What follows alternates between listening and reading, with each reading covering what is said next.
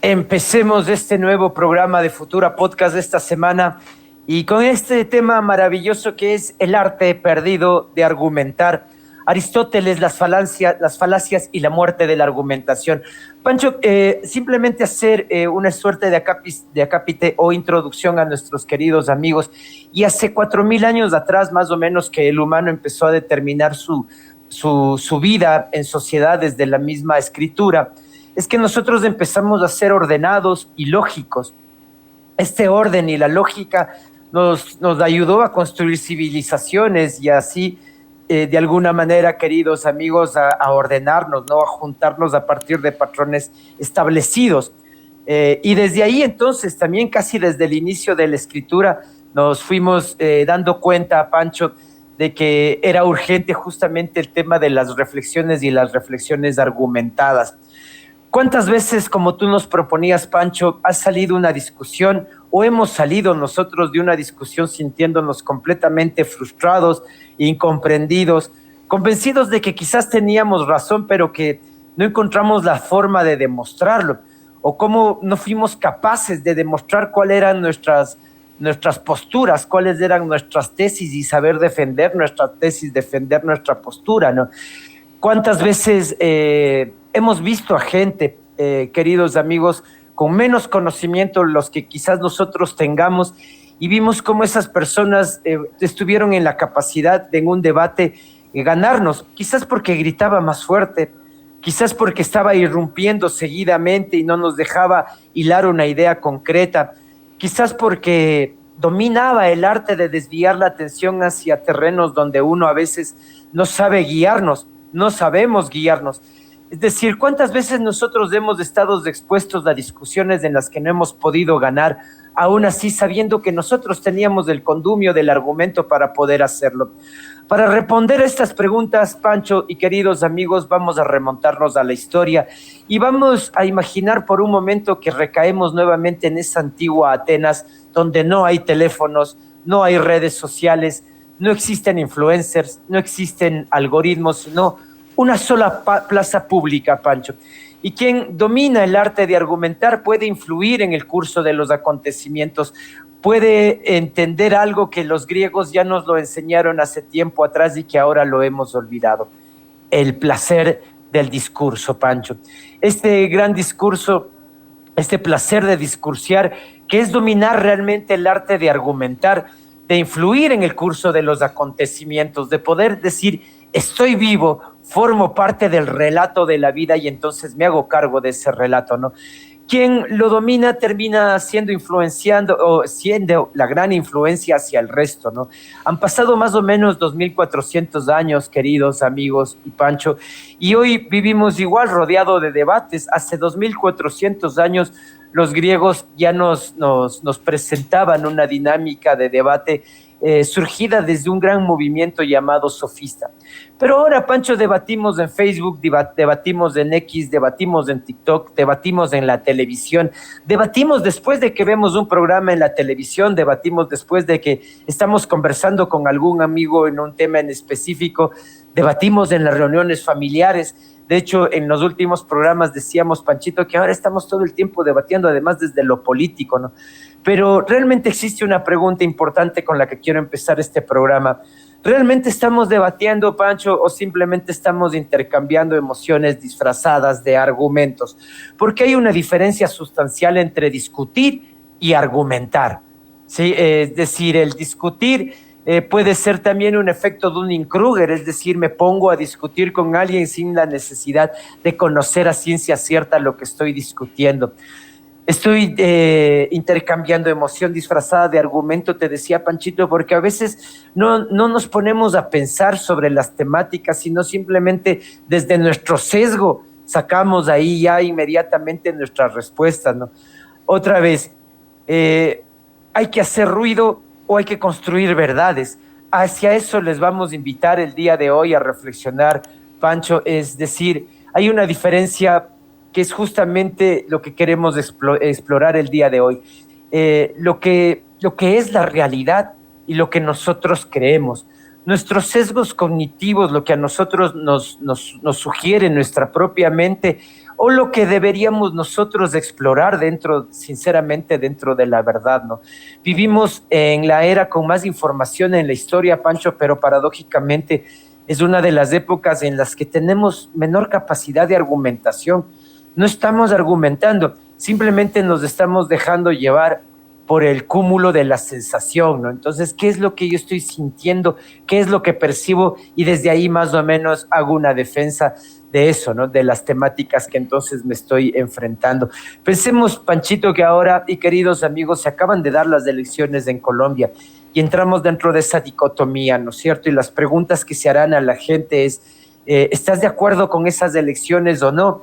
Pero no vamos a tener capacidad de argumentar, sino que simplemente vamos a intentar responder desde nuestras vísceras, ¿no? Entonces, si mi víscera me dice, qué bueno que ganó Petro, o qué bueno, perdón, que Cepeda entró a segunda vuelta, o qué bueno que de la Sprilia llegó al porcentaje más alto, ya todos como que estamos opinando desde nuestras entrañas y no estamos haciendo argumentos sólidos de qué es lo que pasó con esa democracia, qué es lo que acaba de pasar hace un día justamente con estas elecciones y que nos están dando unos resultados que deberían ser estudiados y no necesariamente así como comentados desde el abrupto, querido Panchito. Claro que sí, Santi, y es que bueno, respondiendo a tu pregunta de cuántas veces nos hemos sentido heridos, frustrados, cuántas veces nos hemos sentido mal cuando hemos perdido una discusión, cuando hemos perdido un debate, inclusive sabiendo que nuestro oponente o la persona con la que estábamos discutiendo sabía mucho menos, pero simplemente esa persona nos llevó a un terreno, desvió la atención del tema principal y nos llevó a un terreno donde esa persona es un experto. Entonces, evidentemente ahí nosotros vamos a perder y dejándonos llevar por las emociones, evidentemente al final del día hemos perdido el debate, hemos olvidado nuestros argumentos porque sabemos que a mayor capacidad emocional o a mayor emocionalidad que sintamos, la carga cognitiva o lo que pensamos va a ser menor. Y es que esto de argumentar ya lleva más de 2400 años, como tú nos dices, ¿no? Porque hay una diferencia entre hacer mucho ruido. Yo la verdad no he visto los debates presidenciales de Colombia, pero las veces que he visto debates presidenciales en Latinoamérica es puro ruido, ¿no? No hay una argumentación de verdad, no hay una argumentación de trasfondo, y es que los políticos toman esa ventaja de simplemente apelar hacia las emociones de los votantes, de los incautos del pueblo, y simplemente hacer mucho ruido para desviar la atención de los problemas reales, como ya sabemos, y simplemente ganar esos votos de una manera fácil, ¿no? Otra cosa es argumentar sobre los verdaderos problemas que tiene la sociedad, sobre el verdadero trasfondo que está haciendo que la sociedad cada vez esté más distraída o que cada vez seamos más pobres, tengamos menos capacidad de compra. Pero bueno, eso no les interesa a los políticos de hoy en día. Y por eso es el tema de hoy tan urgente, Santi, que debemos empezar esta reflexión de, primero, si sabemos argumentar o no. Eso, bueno, eso lo podemos ir aprendiendo en el transcurso del camino. Pero lo que sí tenemos que saber es identificar un buen argumento, especialmente en política, porque cuando no identificamos qué candidato está argumentando bien y qué candidato en realidad nos va a dar soluciones para que el país como tal, o la ciudad, o el lugar donde ustedes vivan sea un lugar mejor, entonces ahí hay un problema, ¿no? Y nos vamos a dejar convencer con falacias, nos vamos a dejar convencer, como digo, con ruido, vamos a dejar que desvíen la atención de los problemas principales que tiene la sociedad, y ahí es donde no vamos a elegir al mejor, sino vamos a elegir al que más ruido hace. Entonces, y es el gran problema de nuestro tiempo, ya no solo en política, sino en una discusión, en una simple discusión en internet. ¿Cuántas veces ustedes han intentado argumentar en Facebook, argumentar en X, y sale algún maleducado por ahí haciendo ruido, desviando la atención y simplemente insultando y utilizando el prejuicio para no sé, hacerse de la gente que bueno, le puede gustar o no le puede gustar determinado tema, pero cuando el prejuicio entra en juego, vemos que el argumento se pierde por detrás, ¿no? Entonces, como digo, una persona emite una opinión, la otra persona responde y minutos después ya no están hablando del tema original, están hablando de cualquier otra cosa. Ahora están atacando inclusive la inteligencia del otro. Eso vemos bastante en política. Un político sale con alguna solución que puede ser eficiente, pero la otra persona o el otro interlocutor ataca al contrincante, no ataca su argumento. Entonces, esta es una de las falacias que ya las vamos a ver más adelante, pero aquí empieza a desviar el tema hacia un terreno donde de pronto el interlocutor, el que está interrumpiendo, es un experto y la persona que está hablando, que está tratando de argumentar, que está tratando de dar una solución, no conoce. Entonces, finalmente perdería esa persona este debate. Entonces, eso hay que saber observar, ¿no? Porque muchas veces los más carismáticos siempre son los que ganan, al menos en los debates políticos. Como digo, no he visto el debate político de Colombia, me hubiera gustado mucho verlo, pero no lo hice. Acá en el país donde vivimos, en Ecuador, a finales de este año también se dan elecciones y tenemos que estar muy conscientes de lo que es un buen argumento y de lo que no es un buen argumento. Entonces, por eso la urgencia de tratar este tipo de temas, ¿no? Como digo, están atacando la ideología, están atacando la apariencia del otro, empiezan a atacar su pasado, más no el argumento o la solución que están tratando de dar, ¿no? Y es cuestión de segundos para que la conversación deje de buscar esa verdad, ¿no? Ahora busca una víctima, busca un culpable. Y lo más preocupante es que la mayoría de las personas cree que eso es debatir. Ahora, bueno, estamos convencidos en la sociedad actual que debatir es hacer ruido, es ser más carismático, es ganar la batalla de palabras, de pronto con ideas un poquito más seductoras, pero no hay un razonamiento y no hay una solución de fondo.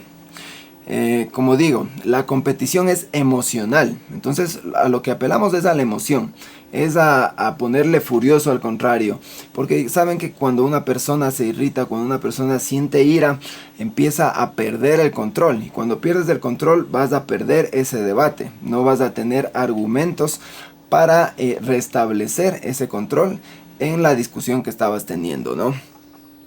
Entonces, no gana el que tiene mejores argumentos, gana quien genera más reacciones. Ahora vemos inclusive que en redes sociales empiezan a botar una mentira tras otra, simplemente para generar reacciones. Esto de los clickbaits, esto de hacer una pregunta súper irracional que en los videos como mañana será el fin del mundo o el café te va a dar cáncer, apelando a cosas absurdas simplemente para tener más vistas, ¿verdad? Entonces, más viralidad, sabemos que es más dopamina, ¿no? Entonces nuestro cerebro interpreta esa viralidad y esa dopamina con un poquito de placer instantáneo. Pero vemos que después de que ha acabado el debate, después de que hemos visto esa noticia falsa o hemos consumido redes sociales sin ningún sentido, vemos que esos argumentos que de pronto nosotros teníamos en un principio se empiezan a desbaratar y vamos a sentir ese vacío emocional inclusive al final, ¿no? Y entramos ahora, Santi, en el terreno de los vendedores de humo, que no simplemente es que los vendedores de humo nacieron en las últimas décadas, porque los vendedores de humo ya nacieron hace más de 2400 años. Estamos hablando de los sofistas, Santi. ¿Qué nos puedes hablar de ellos? Así es, Pancho. Y amigos, es que curiosamente este tema de los vendedores de humo, como tú decías, no es nuevo, ya existía en la Grecia clásica. Y mucho antes de las redes sociales aparecieron estos sofistas que eran maestros de la persuasión, cobraban dinero para enseñar a ganar debates, no para encontrar la verdad. De hecho, yo recuerdo algún momento llegué a un texto de Sócrates, y Sócrates fue, de hecho, lo catalogaban como el padre de los sofistas, pero no, Sócrates muchas veces declinó de esa adjetivación o esa categorización de ser un sofista.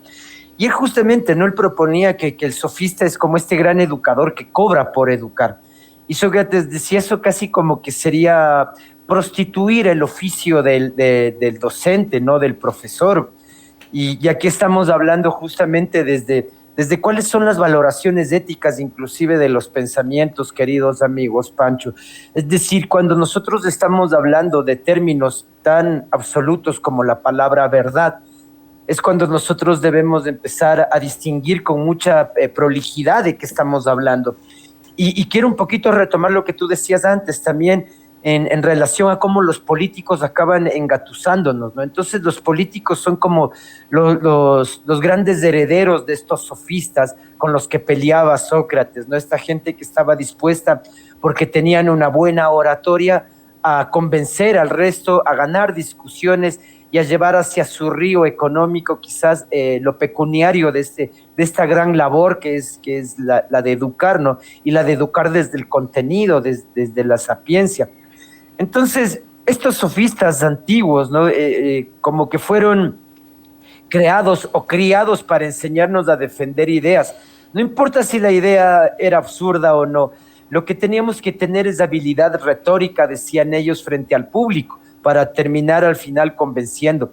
Entonces quiere decir que los sofistas nos educaban a la apariencia de la verdad y a sustituir a la verdad misma por sus apariencias. Y esa es la pregunta obvia, ¿no? Nos suena familiar eso porque parece que actualmente tenemos estos sofistas, como tú decías, dentro de los políticos, los influencers, los expertos mediáticos, ¿no? Piensa ahora también quiénes son los grandes influencers de nuestro tiempo, Pancho. Y quizás es gente que simplemente está generando humo y no está realmente decretando principios de verdad, ¿no? Mira, hay un influencer con el que yo de alguna manera tengo una suerte de reticencia.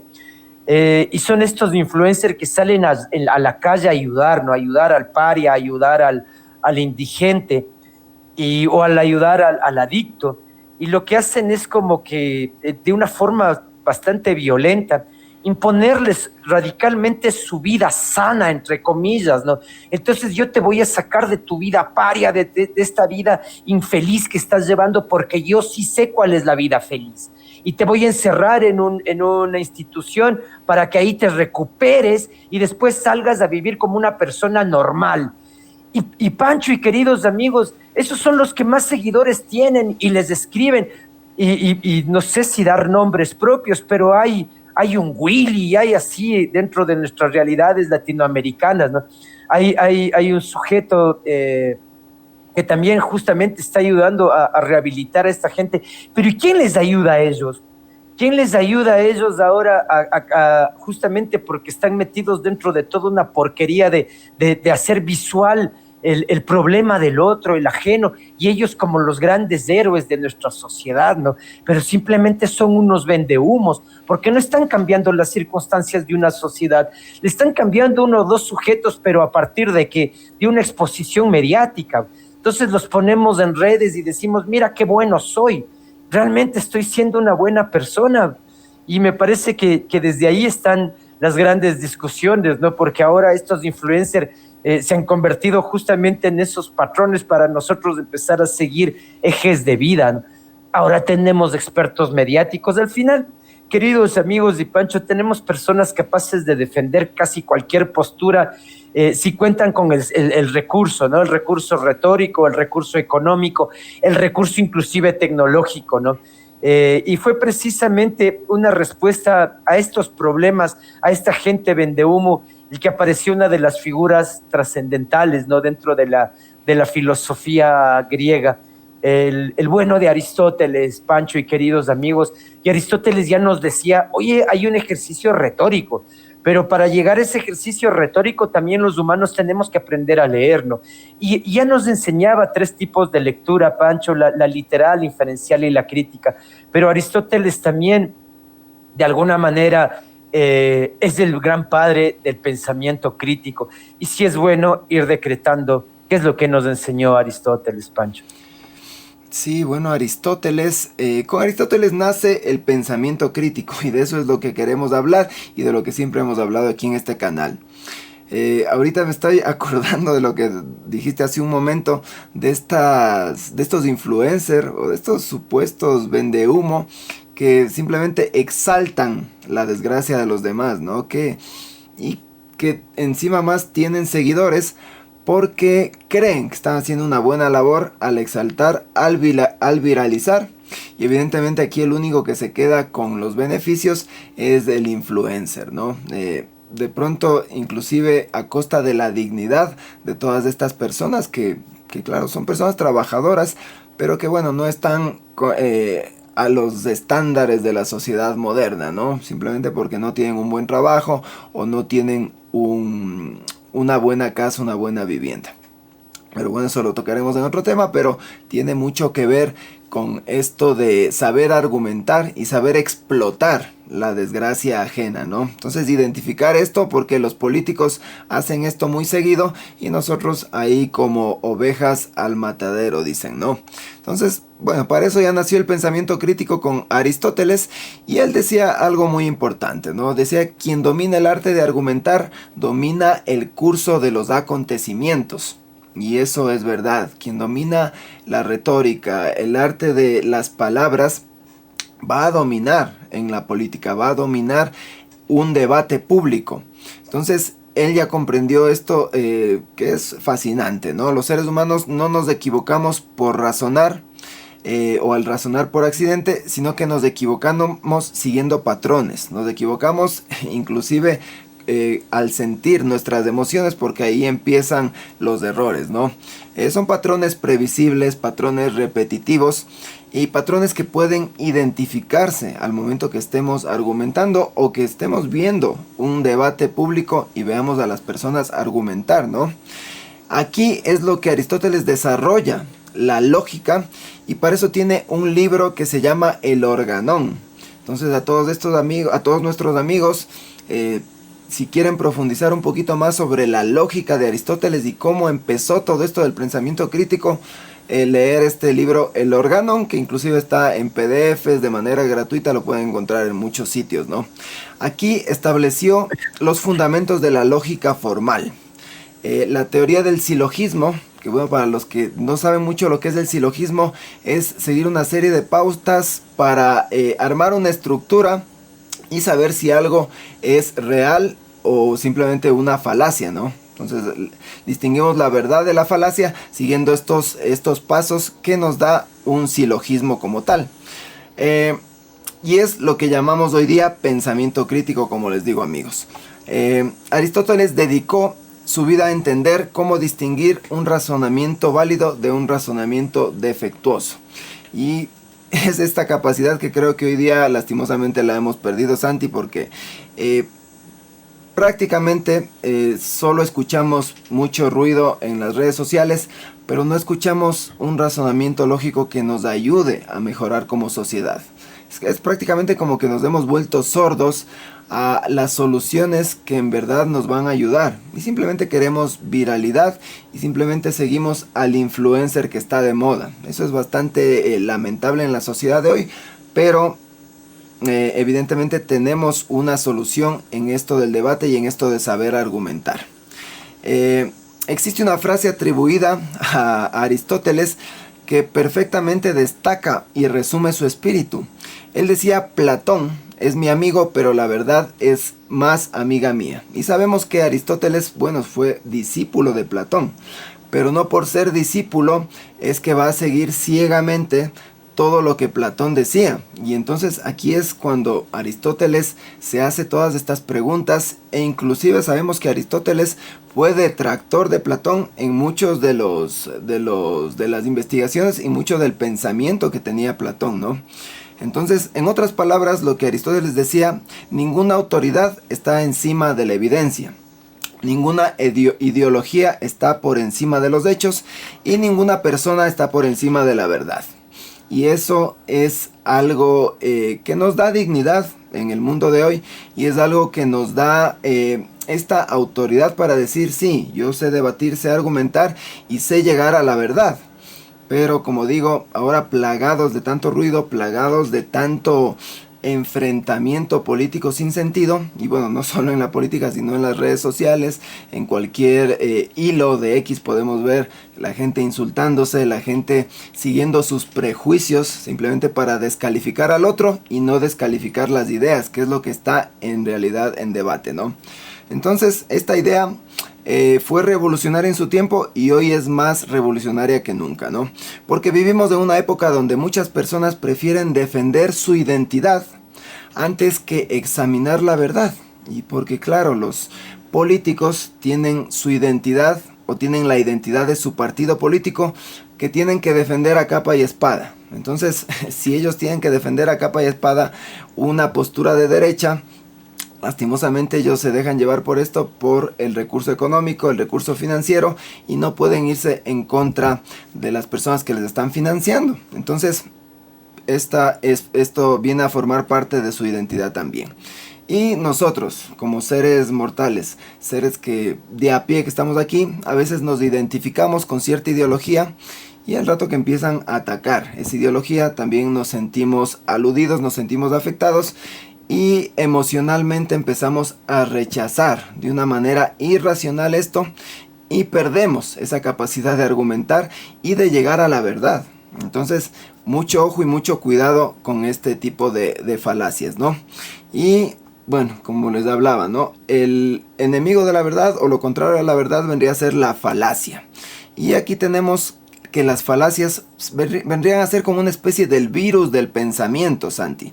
Entonces un virus que empieza a contaminar a los diferentes nichos, a las diferentes poblaciones, a los diferentes espectadores en todas las partes del mundo, no solo en Latinoamérica, sino que vemos que en Estados Unidos también ahora se han contaminado de toda esta, bueno, no sé si decirlo derecha, populismo del actual gobernante, en donde prácticamente están expulsando a todos los inmigrantes y la gente aplaudiendo como focas, dicen, ¿no? Entonces cuéntanos un poquito más de este virus del pensamiento, estas falacias, Santi. Así es, Pancho, y un poco es como completar lo que tú habías estado contándonos antes, ¿no? Desde Aristóteles aprendimos el tema de la retórica, que está construida desde un orden lógico, y el orden lógico desde premisas que deben dar, obviamente, conclusiones lógicas. Entonces, por ejemplo, premisa A, hoy es un día soleado; premisa B, los días soleados son bonitos; premisa C, y por tanto, conclusión, hoy es un día bonito. Lo que pasa es que cuando ya aprendimos a hacer este tipo de razonamientos lógicos, también aparecieron errores sistemáticos dentro de estos ejercicios de razonamiento, a lo que ahora hemos denominado las falacias. La falacia es un argumento que parece correcto, pero contiene un defecto oculto, ¿no? Como un edificio con una fachada impresionante construido sobre arena o con cimientos podridos o con bases poco sólidas, ¿no? Desde afuera puede parecer que tienes un edificio gigante y robusto, sin embargo, no va a resistir un sismo o un movimiento porque se tendería a derrumbarse. Eso es más o menos lo que ocurre con el tema de los razonamientos cuando no están bien construidos. El problema ahora es que las falacias sí funcionan. Cuando nosotros hacemos esta analogía con una construcción, es que quizás si nosotros construimos mal un edificio, el edificio se va a caer. Lamentablemente, dentro de los razonamientos, cuando nosotros podemos inclusive construir razonamientos fallidos, las falacias acaban funcionando. Es decir, aún así el argumento no sea sólido, aún así nosotros podemos caer dentro de ese ejercicio de pensamiento, porque las falacias al final se van a afiancar dentro de nuestros prejuicios, de nuestros miedos, en esta necesidad de pertenecer a algún momento. Y por eso las falacias son peligrosas, porque de alguna manera nos justifican.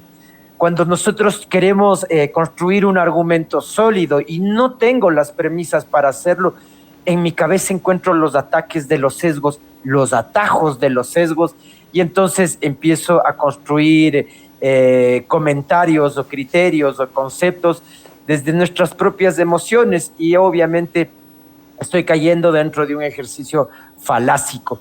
Hoy día vamos a hablar justamente, vamos a determinar algunas falacias, Pancho, falacias otra vez que surgen a partir de construir malas premisas y malas argumentaciones.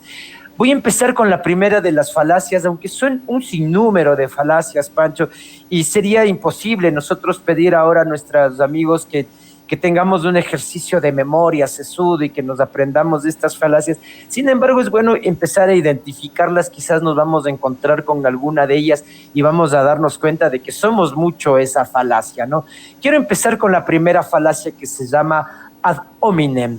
La falacia ad hominem es de las más comunes de todas. Imagina que alguien presenta datos económicos sólidos y la respuesta es: tú siempre te crees más inteligente que los demás. No podemos confiar en alguien que está siendo investigado por casos de corrupción. Imagínate esos datos tan sólidos, Pancho y queridos amigos. Tú siempre te crees más inteligente que los demás, ¿sí? No podemos confiar en alguien que está siendo investigado por caso de corrupción. Dos ejemplos que podríamos estar relacionándolos con lo político también, Pancho. ¿Refutó algún momento los datos? No. ¿Demostró si hay teoría o información falsa en esas premisas? No. Lo que estamos haciendo es simplemente un cambio de eje, un cambio de objetivo. La discusión, lo que nosotros intentamos es llevarle siempre hacia la personalidad del interlocutor y no alrededor de la verdad. Y lo peor, eso suele funcionar. Cuando nuestra identidad es atacada, dejamos de pensar y comenzamos a defendernos. Entramos en un modo emocional y el debate casi siempre termina.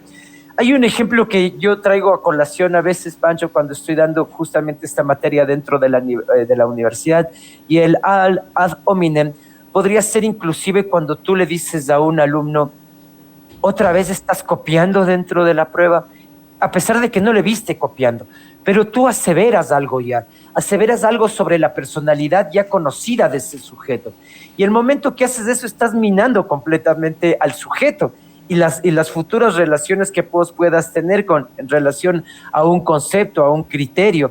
Entonces, lo que estoy haciendo es ya generando una suerte de estereotipo o de apariencia primera sobre esa persona, ¿no es cierto? Es decir, estoy minando la posibilidad de que esa misma persona tenga un ejercicio inclusive de defensa a lo que yo voy a decir. Ya inmediatamente la taché, ¿no es cierto? Entonces, esa es una de las falacias terribles, porque no estamos juntando datos, estamos simplemente atacando desde un supuesto, ¿no? Y ese supuesto no necesariamente equivale a una verdad. Podríamos pasar a una segunda falacia, Pancho, esta de la apelación a la emoción. Bueno, en el mundo de las falacias, ese ad hominem es la que más se ha visto en debates políticos, ¿no? Y bueno, está ligada de cierta manera a esta apelación a la emoción, ya que, como siempre decimos aquí, la emoción es la que domina nuestros pensamientos. Entonces, cuando tenemos una emoción de ira, una emoción irracional o una emoción que nos desestabiliza, perdemos como esa base de todo ese argumento que ya teníamos construido y empieza a caerse, ¿no? A derrumbarse este castillo de naipes que teníamos construido. Y es lo importante de tener un buen argumento, porque como dice Santi, a veces cuando no hay un argumento sólido es como un castillo de naipes o un edificio con cimientos débiles, cimientos podridos o construidos sobre la arena que ante el menor sismo, ante el menor movimiento, eso se derrumbaría, ¿verdad? Entonces, por ejemplo, ¿no? Los políticos utilizan para manipular, mostrar imágenes desgarradoras, ¿no? Muchas veces, ¿no? Un vendedor te habla del miedo a fracasar. Generalmente estos coaches, estos vendehumos del presente, te hablan de este miedo al fracaso, ¿no? De por qué no eres exitoso. Si no eres exitoso es porque no quieres. Las personas apelamos siempre a la culpa, ¿no? Entonces, cuando queremos algo de alguien, de pronto podemos apelar a la culpa, hacerle sentir mal al contrario y obtener lo que queremos. Pero esto es una falacia y esto es hacer mal a la otra persona. Ojo, nada de esto demuestra que el argumento sea verdadero. Simplemente intenta hacer sentir algo, hacer que la otra persona, como digo, se desestabilice. Que bueno, muchas veces si la otra persona tiene buenos argumentos no se va a desestabilizar. Y si tiene las emociones bien puestas, tiene un carácter construido a través de los años, no se va a desestabilizar. Pero cuando no pasa esto, la otra persona va a flaquear, ¿no?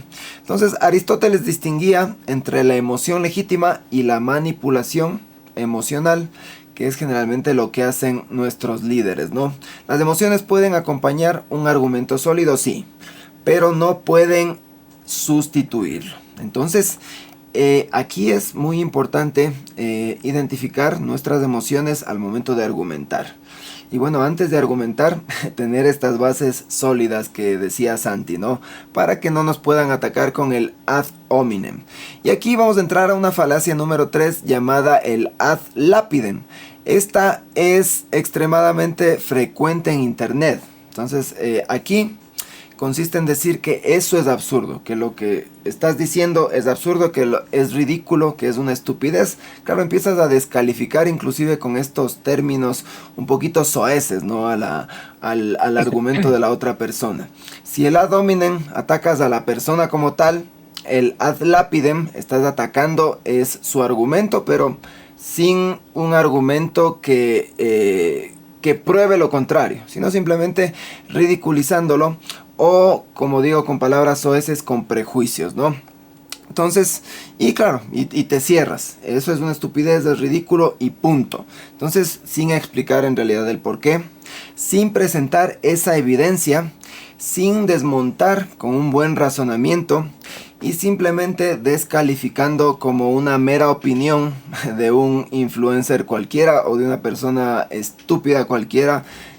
Disculpen las palabras, pero así pasa mucho hoy día en las redes sociales. Entonces, por llamar absurda a una idea, no la convierte en falsa, Santi. Sino que, bueno, sabemos que hay ideas absurdas, sabemos que hay ideas malas, pero decir que eso es absurdo, que eso es ridículo, no lo convierte en falso. Sino que uno tiene que tener un razonamiento y un argumento detrás para probar con esa evidencia que eso no sirve como tal. Del mismo modo que llamar inteligente a una idea no la convierte en verdadera. Entonces, claro, hay veces que entre personas que manejan la misma falacia empiezan a botarse flores. Eso lo vemos mucho también en las redes sociales. Y eso también, ojo, no convierte que la idea de la otra persona sea legítima o sea una opinión, porque ahora hablamos de las opiniones mucho en las redes sociales, ¿no? Sabemos que todas las personas tenemos derecho a dar una opinión, pero no todas las opiniones son válidas, son verdaderas, son legítimas. De esto viene esto de las falacias, ¿no? Y bueno, Santi, de las falacias pasamos también a la economía de la atención, porque con estas 3 ejemplos de falacias, hay muchas más falacias que, bueno, por cuestiones de tiempo no las hemos puesto aquí en el programa, pero en algún programa en el futuro las hemos de desmontar, así como el día de hoy. Así, Santi, pasamos de las falacias a la economía de la atención, porque no solo las falacias son las que no sirven para desmontar un buen argumento o un buen razonamiento, sino que hacer mucho ruido y llamar la atención por otro lado también puede desmontar una buena idea, Santi. Así es, como Aristóteles bien lo dices tú, con las falacias que ya las identificas hace más de 2000 años.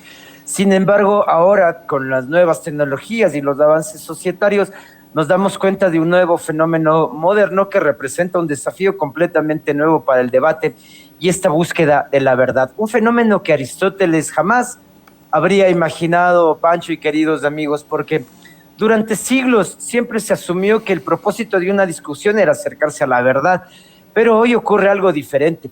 Nosotros ya no queremos tener la razón. Ahora lo que estamos buscando es la atención de las personas. Entonces, mientras más likes tengo, mientras más corazoncitos tengo, mientras más visitas tengo, entonces es superior. No me importa que digan cualquier cosa, lo que me importa es que digan de alguna manera, no es llamar la atención. Así esta atención esté dispersa, así esta atención no tenga ni pies ni cabeza, no esté estructurada, no sea cohesionada, aún así no sea coherente, pero lo que me interesa es llamar la atención. Ese es el objetivo principal en la actualidad. Y la verdad entonces está pasando a un segundo plano. Aquí es donde entra una idea fascinante conocida como la ley de Cunningham, Pancho. Cunningham, esta ley sostiene que la forma más rápida de obtener una respuesta correcta en la Internet, otra vez estamos hablando de estas nuevas modalidades tecnológicas, no es hacer una pregunta, sino publicar una respuesta incorrecta. ¿Por qué? porque los seres humanos tenemos una necesidad casi irresistible de corregir los errores del otro, ¿no? Entonces, si alguien publica algún tipo de información equivocada, cientos o miles de personas van a aparecer ahí como para señalarlo, ¿no? Para decir, bueno, este es tu error y yo conozco la verdad. En teoría, sonaría algo positivo, porque obviamente corregir errores debería ayudarnos a todos a acercarnos a la verdad, ¿no? Acercarnos societariamente a una verdad. Pero lo que ha ocurrido actualmente y con las redes sociales es que se ha introducido una especie de secuencia o de consecuencias inesperadas. Cada corrección genera un comentario y cada comentario genera una interacción y cada una de las interacciones genera visibilidad. Y esa visibilidad multiplica el alcance del mensaje original. Entonces, lo que queremos decir, Pancho, es que ya no importa la verdad, no importa ni siquiera cómo nosotros estamos armando la discusión o el pleito o mi posición. Lo que intentamos ahora es simplemente vivir dentro del margen de la visualización, del que estoy gastado en las visualizaciones del resto. ¿Sí? Esa multiplicidad de visualizaciones es la que está proponiendo quizás la importancia o la originalidad de un mensaje. Por lo tanto, el intento de corregir una mentira se puede convertir justamente en todo lo contrario, en la necesidad de hacer más visible esta mentira. Y por primera vez en la historia, Pancho y queridos amigos, hemos estado viviendo algo que es realmente espeluznante, ¿no? Esto de que la ignorancia se puede convertir en una estrategia de crecimiento. Mientras yo puedo jugar con las historias falsas, con la misma ignorancia, sí, es decir, voy a conseguir lo que estoy buscando como derrotero de creador de contenidos. Al creador de contenidos no le importa la verdad, no le importa el buen argumento. Lo que le interesa a él es que nosotros afirmemos su existencia a partir de los likes, a partir de una estrategia de crecimiento, ¿no? que surge otra vez desde la ignorancia, la ignominia, la falacia. Miles de personas van a responder indignadas, obviamente, si vemos un post que está mal, lo que vamos a corregir, vamos a insultar a esa persona, vamos a compartir ese post para burlarme, pero lo que está haciendo realmente con los algoritmos, esa pseudo verdad, es todo lo contrario, porque mientras que el algoritmo no está discriminando si es verdad o no, si es mentira o no, si realmente hay conocimiento humano, si el humano está creciendo con ese post, solo está viendo la actividad. Y entonces el algoritmo dice, bueno, esta actividad como está toda nutrida, hay mucha gente que está comentando, que le están republicando, entonces lo que hace el algoritmo es ayudar a que ese contenido llegue a más personas. Y el resultado es paradójico, porque en vez de combatir a la desinformación, estamos alimentando la difusión justamente de estas informaciones terribles, sesgadas, surgidas desde la nada, ¿no? Desde la ignominia de cada uno que se le ocurrió decir cualquier barrabasada, pero esa barrabasada nuevamente, como no pasa por un ejercicio de discusión ni de razonamiento, simplemente alentamos una discusión y alentamos la difusión masiva de una mentira otra vez que no se fortalece porque sea convincente, se fortalece simplemente porque llamó la atención. Y esto es lo que debe obligarnos a ahora razonar profundamente. Durante siglos siempre pensamos que el enemigo de la verdad era la ignorancia, Pancho y queridos amigos. Hoy descubrimos que el enemigo puede ser la economía de la atención. Es decir, queremos llegar a la atención de nuestros seguidores, de nuestros amigos, de nuestros espectadores en 2 o 3 segundos. No importa lo que estemos diciendo, Pancho, lo que nos interesa ahora es lanzar la bomba. Y después de que se lanza la bomba, se generan las expectativas, se generó la atención, y entonces nos damos cuenta que ese es realmente el problema en la actualidad, esa economía de la atención, porque vivimos en una cultura donde la opinión absurda puede recibir millones de visualizaciones, mientras una explicación que sea rigurosa, Pancho, amigos, apenas recibe un poco de visitas, ¿no? Porque ya como que nos gasta, sí tiene la razón, es obvio, entonces no comparto. Pero si me está generando esa idea de, pero yo tengo entonces ahí mi verdad, y lo corrijo, lo insulto, me indigno, nuevamente republico, y entonces estamos viviendo justamente una época donde nos provocamos emocionalmente.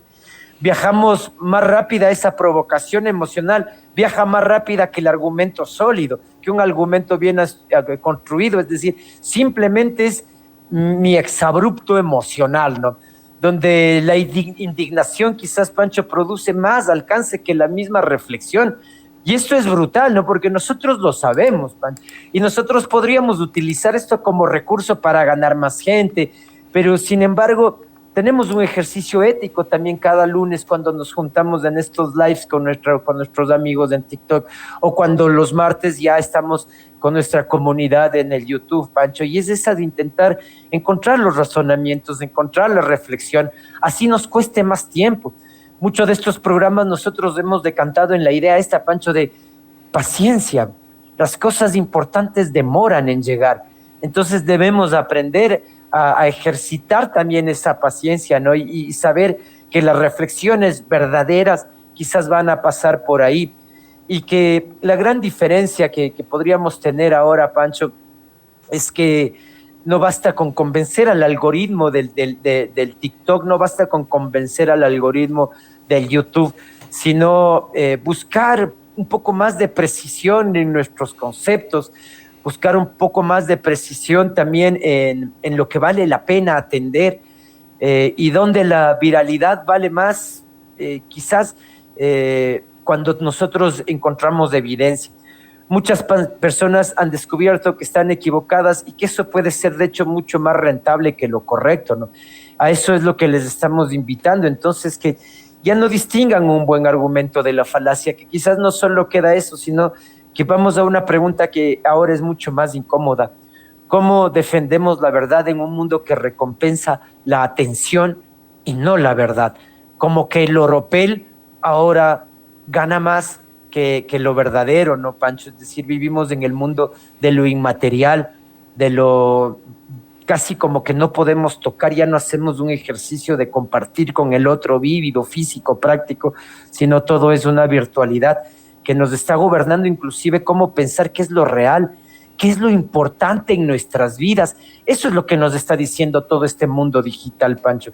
Y este mundo digital que nos está adormeciendo realmente el pensamiento crítico y está confundiéndonos, sobre todo porque está ensalzando los egos, Pancho.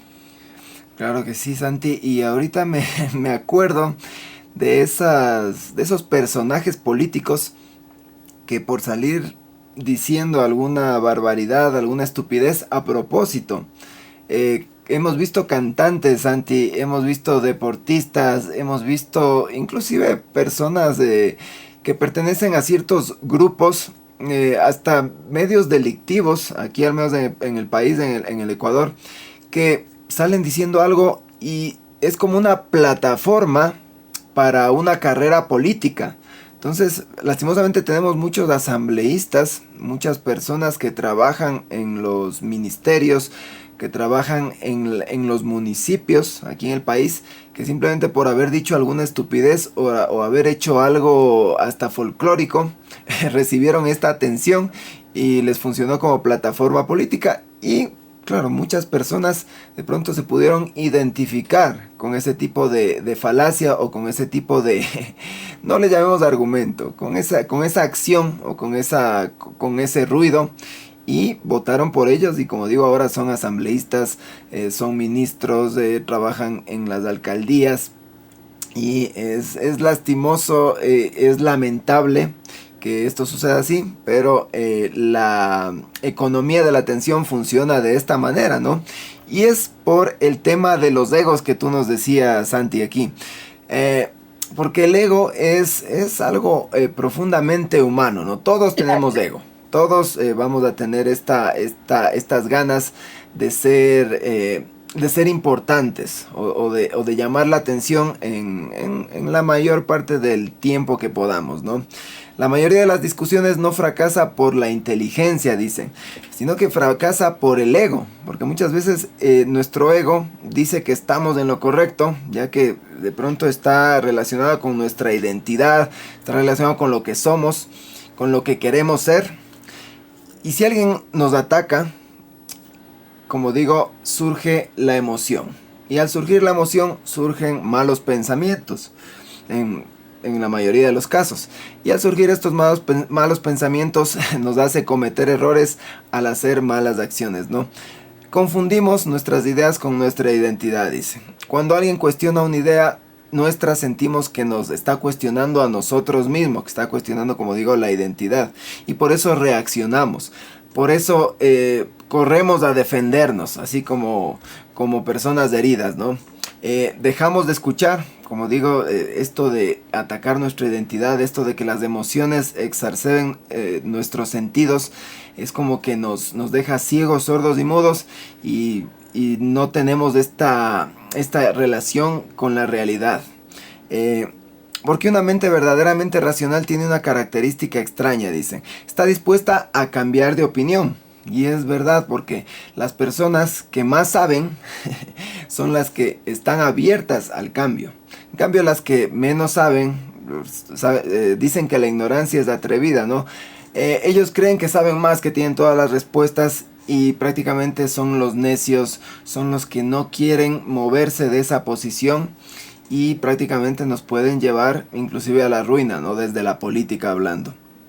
Y aquí digo, no porque sea débil, una persona que sabe mucho puede cambiar de opinión, no porque sea débil, sino porque la verdad vale más que su orgullo. Vemos que la persona que tiene mucho ego, el orgullo vale más que la verdad, pero la persona sabia, donde hay verdadero conocimiento, no importa si estás equivocado, lo reconoces y cambias de opinión, ¿no? Bueno, no estoy diciendo que tienen que cambiar de bando como los políticos acá, porque aquí generalmente los políticos cambian de bando no porque hayan cambiado en realidad de opinión, sino porque les ofrecieron algo más o les hicieron sentir mejor desde la otra parte, ¿no? O sea, todo es a cambio de algo. Aquí, Santi, en un debate la audiencia tiende a confundir conocimiento con seguridad, y la seguridad de la persona conocida desde la antigüedad como erista, Santi. Entonces sabemos que quien tiene esa seguridad, quien habla con convicción, puede estar diciendo cualquier cosa, pero la gente va a creer eso. Entonces, ¿por qué? Por esa convicción, por esa seguridad delirante. Y eso lo hemos visto en muchos políticos, generalmente los populistas, ¿no? Los izquierdosos de las últimas épocas. Aquí tenemos a Chávez, tenemos a Correa. Bueno, de la derecha también tenemos cierto tipo de líderes populistas que confunden también la verdad con esta seguridad. Y bueno, ya no voy a mencionar más porque nos pueden aquí botar el en vivo. Entonces, podemos hacer algo en contra de estas personas que llamamos eristas, que son muy seguras, pero que el conocimiento en realidad no está ahí, porque claro, ellos simplemente a través de la ignorancia, y como digo, la ignorancia es atrevida, tienen esa seguridad recalcitrante y pueden convencer a cualquiera, ¿no? Entonces aquí entramos a ver, a este personaje que es el erista moderno, Santi, claro, porque esta figura del erista lo conocemos desde la antigua Grecia, pero ahora en la actualidad tenemos a estos eristas modernos, que prácticamente serían estos políticos que desde el populismo estarían manejando los hilos en los diferentes países, ¿no? Así es, Pancho. De hecho, son personas como que están interesadas siempre solo en ganar discusiones y no encontrar la verdad. Ese es el erista moderno, ¿no? Todos seguramente hemos conocido alguno, quizás incluso hemos sido alguna vez un erista, Pancho. El erista, sabemos, no escucha, entonces interrumpe, desvía la conversación, cambia constantemente de tema, acumula objeciones, nunca concede nada. Su objetivo no es aprender, es vencer. Y esto sí, yo creo que ahí podemos dar cuenta más de cuando nosotros hemos tenido o nos hemos convertido en un erista. El error más frecuente de estas personas o de nosotros siendo un erista es intentar combatirlo todo, utilizando la misma táctica del erista o volviéndote un erista, ¿no? O sea, solo eso empeora las circunstancias. Estamos hablando de debates. Y en un debate entonces hay que asumir posiciones.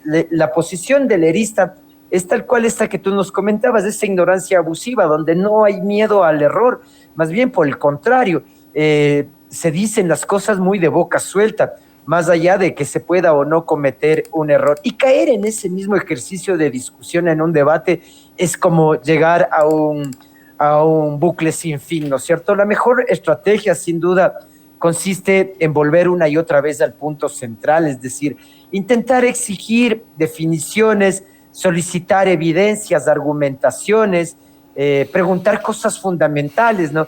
¿Qué evidencia te haría cambiar de opinión? Por ejemplo, o sea, esta contraargumentación siempre es básica para el ejercicio del debate, ¿no?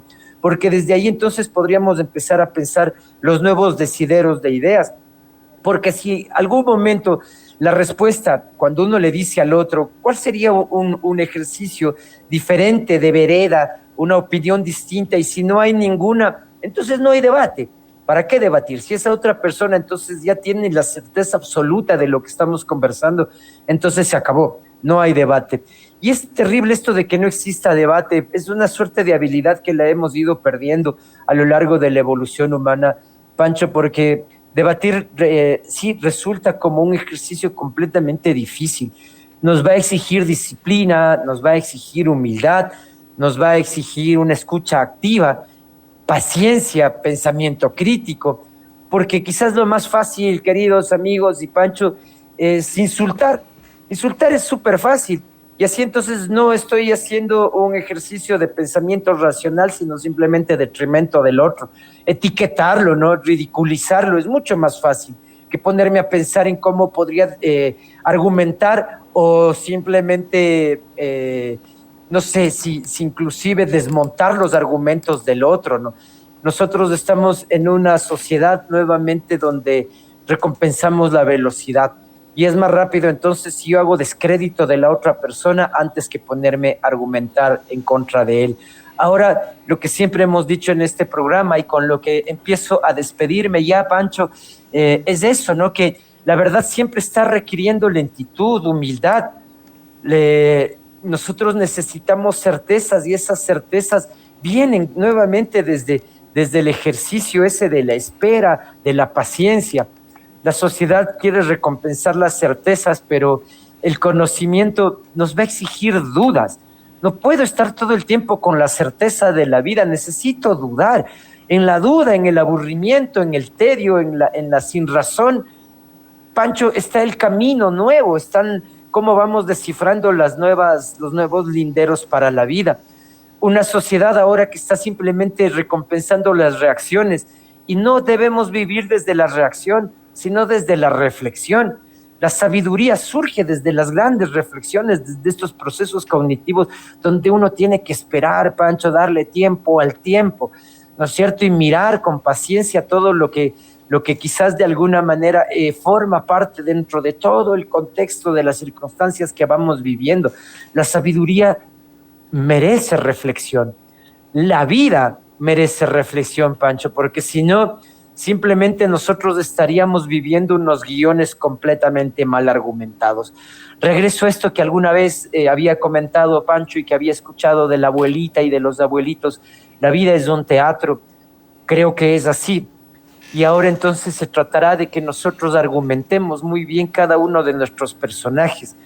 No porque nos vayamos a convertir en personajes menos inteligentes, sino porque debemos nosotros como personajes de nuestra vida, entrenar habilidades para entrar en el pensamiento profundo, conocer las habilidades que nos permitan entender esta vida desde lo profundo, Pancho, que creo que ahí le vamos a dar realmente la razón al por qué estamos existiendo.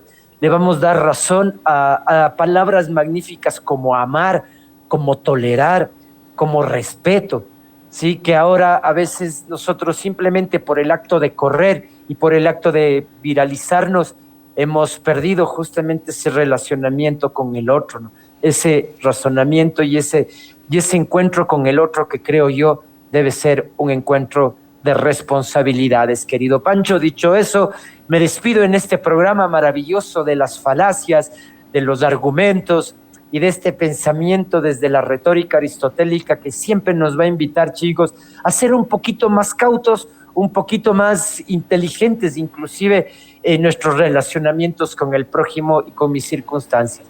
Dicho eso, Pancho, me despido y los espero a todos, queridos amigos, la próxima semana, el próximo lunes, para seguir pensando y reflexionando con el pensamiento crítico, Pancho. Gracias, Santi. Bueno, yo como conclusión puedo sacar que la libertad depende de nuestra capacidad de pensar con más claridad, ¿no? Porque si no sabemos argumentar, Santi, yo creo que somos muy susceptibles de manipulación. Eso lo estamos viendo hoy en día desde las esferas políticas, donde prácticamente no podemos distinguir una evidencia de una propaganda barata, ¿no? Entonces, claro, en las redes sociales todo se puede manipular de una manera más fácil.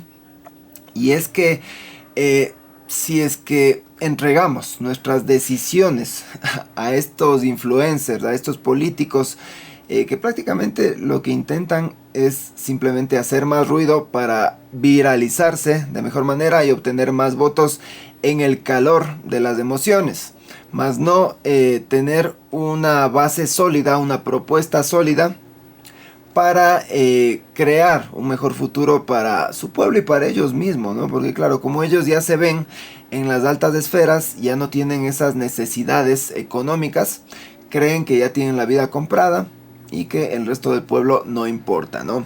Entonces, bueno, la pregunta es si poseemos las herramientas intelectuales necesarias para detectar estas falacias de que hemos hablado en el programa, Santi, porque saber argumentar es haber desarrollado estas herramientas, como tú nos decías, la paciencia, la humildad. Aquí siempre les hablamos del pensamiento crítico, pero bueno, hay otros tipos de pensamiento también que nos pueden ayudar mucho a saber argumentar, a saber debatir, el poder organizar ideas de manera coherente y el poder hablar con claridad y no dejarnos derrumbar porque la otra persona de pronto nos llevó a un terreno donde ellos son expertos y nosotros de pronto no conocíamos el tema, pero por dejarnos llevar por estas emociones que siempre están ahí latentes, de pronto se derrumbó todo nuestro argumento. Y a pesar de que nosotros conocíamos más, sabíamos más, terminamos frustrados, terminamos perdiendo ese debate, esa discusión. Y bueno, así pasa la vida de muchas personas inteligentes y muchas personas valiosas sin poder demostrar lo que son en la vida real, ¿no? Porque ya saben, ¿no? Esto es mucho más antiguo de lo que pensamos. Vemos que tiene 2400 años de antigüedad esto de saber argumentar, saber debatir.